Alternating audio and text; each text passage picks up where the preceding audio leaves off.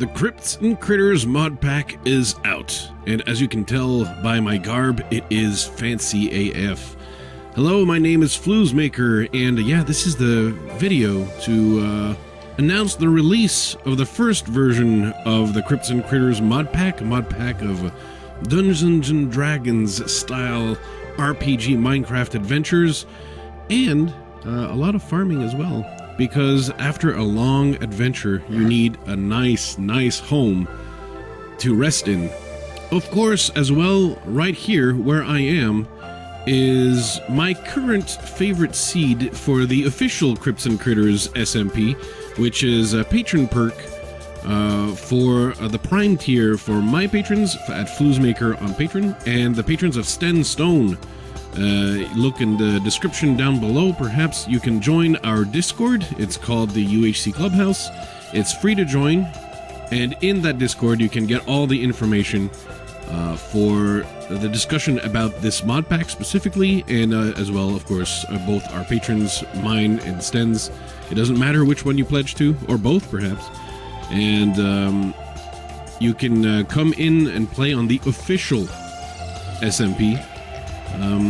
These mods, it's a mod pack, and it's very pretty, and as you can see, there's also some things that do a lot of damage. Those things over there that has completely charred the hillside over there, that's the dragons from Ice and Fire. Let's have a quick look at what the mod gives us. Actually, look. Why go extremely far when we can see that mods like Grimoire of Gaia populate the world with mythical creatures that are neutral mobs. Centaurs are neutral, and satyruses and satyrs and so on, they're neutral. So if you don't bother them, they won't bother you. Of course, if you make the mistake of attacking them, things are probably not going to go well for you. You better be prepared with heavy swords, massive shields, and maybe a few spells up your sleeves.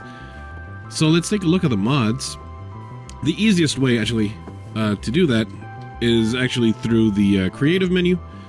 But first, I want to show you a few things that have to do with, well, yeah, some of the mods like Rustic add lanterns. Finally, we have those.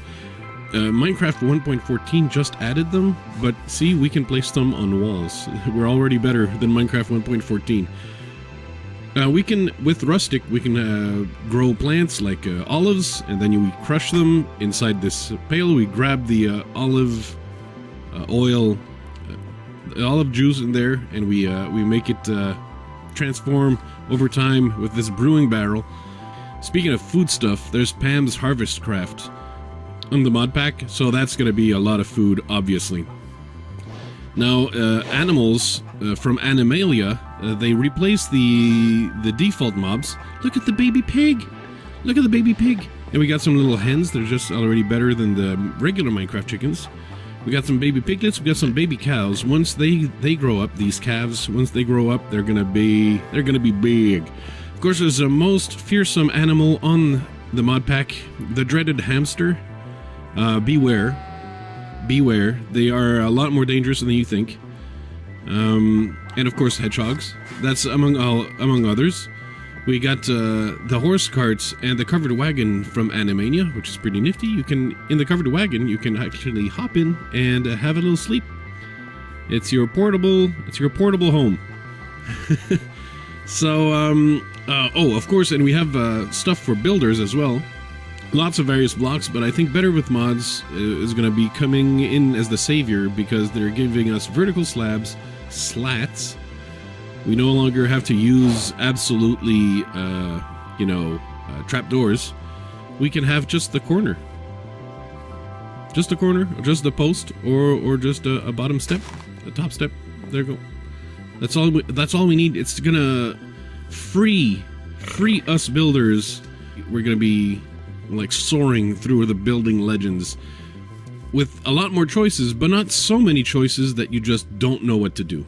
So let's take a look at the various mods, because there's a lot of things that we want to take a look at. For example, aquaculture brings you so many fish you can fish with your diamond fishing rod. That's definitely something you want to take a look at.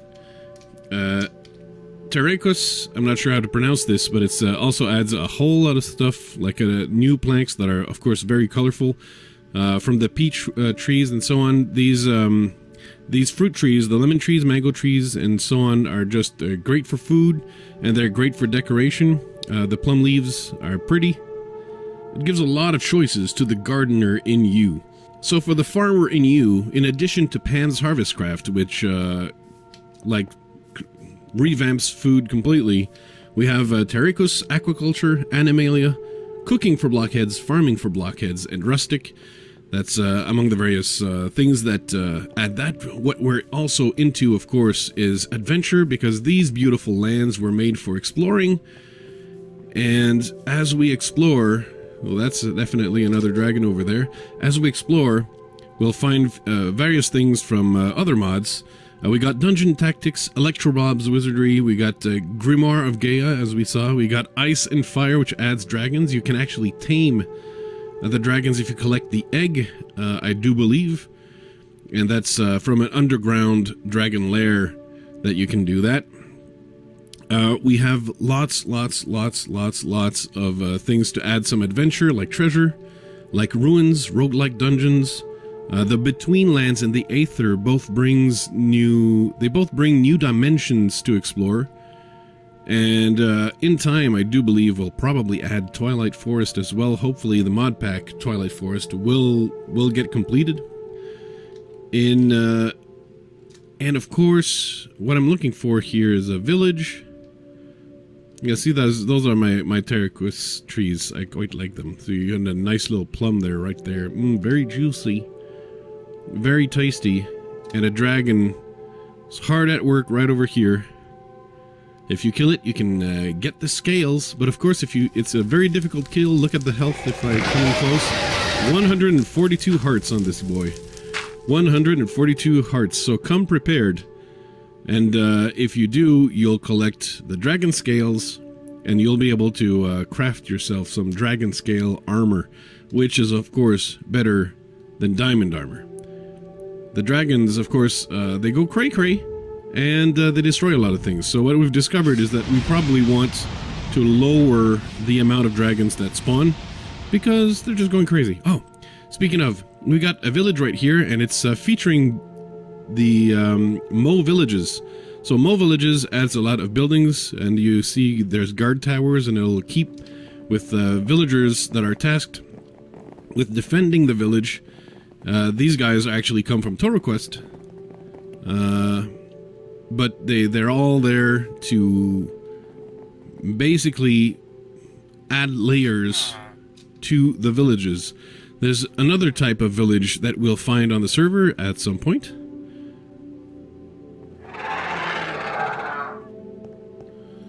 So watch out for the cockatrice. It's rather dangerous. You should be able to kill it, only 20 hearts. But these villages right here are the millénaire kind of villages, and I think the cockatrice does not understand that these villagers, like, wow, actually it's the first time I see a child of that village. But as you can see, they have names, profession, and then they have dialogue underneath that in their language. But also, the yellow line is something they're actually doing. So right now, this one is crafting path blocks. Afterwards, it's either going to give the resources to another villager, who will then place the path blocks, or they're going to build stuff and do. So these are off to chat. They're going to be talking. But see, this one is building, and the other one right here is learning. Now, these millénaire villages are they're pretty deep. They're surprisingly deep. These villages have relationships between each other. They can become better, and they can do more trading, or they can sour, and I do believe they can wage war upon each other.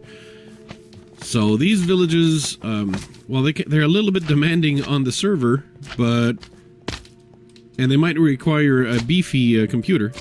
Of course, we have a a slime island just above them. They really chose the best place. The least dangerous. Look at this chick, beautiful. It's a leghorn chick. It's pretty amazing. And the things you just go around and then you discover a bunny. A bun. And then you're like, my goodness, it's a bun. It's a bunny. And they're like just being bunnies. Well, of course I'm in creative right now, so they're not running away, they're not being startled because it's as if I wasn't there.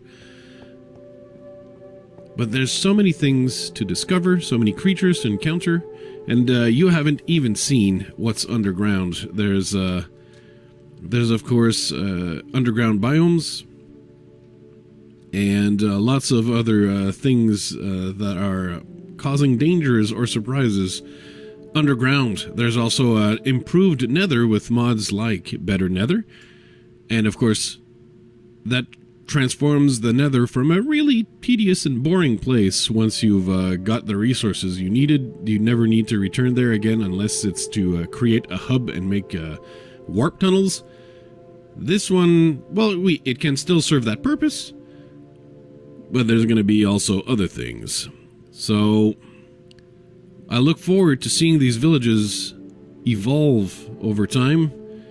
And of course, these these are roguelike dungeons. These roguelike dungeons will get looted, and their secrets will be known to us. And there's little flowers that set you on fire, so watch out for those.